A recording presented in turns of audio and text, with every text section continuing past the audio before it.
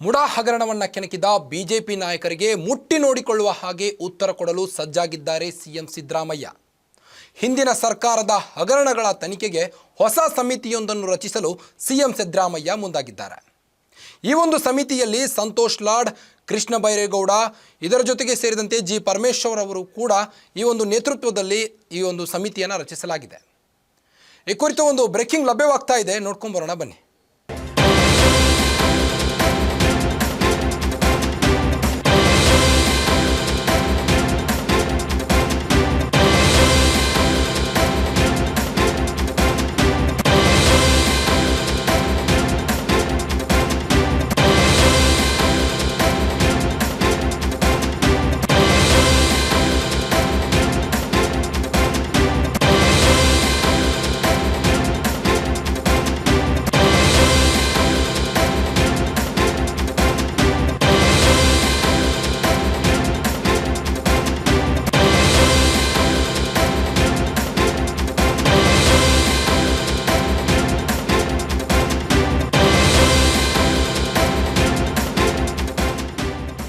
ಮುಡಾ ಕೆದಕಿ ಇಕ್ಕಟ್ಟಿಗೆ ಸಿಲುಕಿದ ಬಿಜೆಪಿ ನಾಯಕರು, ಕಟಕಟೆಯಲ್ಲಿ ನಿಲ್ಲಿಸಿದ ಮೈತ್ರಿ ಪಡೆಗೆ ಮರ್ಮಾಘಾತ ಫಿಕ್ಸ್ ಎನ್ನಲಾಗುತ್ತಿದೆ.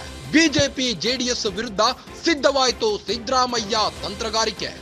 ರಾಜೀನಾಮೆ ಕೇಳ್ತಿರೋ ಮೈತ್ರಿಗೆ ಪಾಠ ಕಲಿಸಲು ಮುಂದಾಗಿದ್ದಾರೆ ಸಿಎಂ ಸಿದ್ದರಾಮಯ್ಯ. ಹಿಂದಿನ ಸರ್ಕಾರದ ಹಗರಣಗಳ ತನಿಖೆಗೆ ಸಮಿತಿ ರಚಿಸಿದ ಸಿದ್ದು, ಸಚಿವರಾದ ಪರಮೇಶ್ವರ್, ಎಚ್.ಕೆ. ಪಾಟೀಲ್, ಕೃಷ್ಣ ಬೈರೇಗೌಡ, ಪ್ರಿಯಾಂಕ್ ಖರ್ಗೆ, ಸಂತೋಷ್ ಲಾಡ್ ನೇತೃತ್ವದಲ್ಲಿ ಈ ಒಂದು ಸಮಿತಿಯನ್ನ ರಚಿಸಿದ್ದಾರೆ.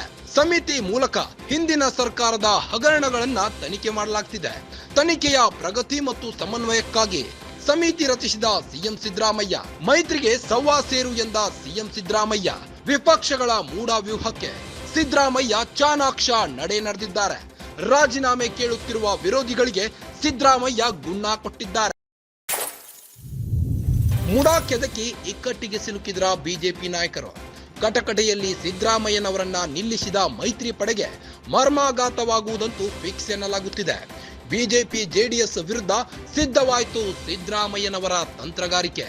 ರಾಜೀನಾಮೆ ಕೇಳ್ತಿರೋ ಮೈತ್ರಿ ನಾಯಕರಿಗೆ ಪಾಠ ಕಲಿಸಲು ಮುಂದಾಗಿದ್ದಾರೆ.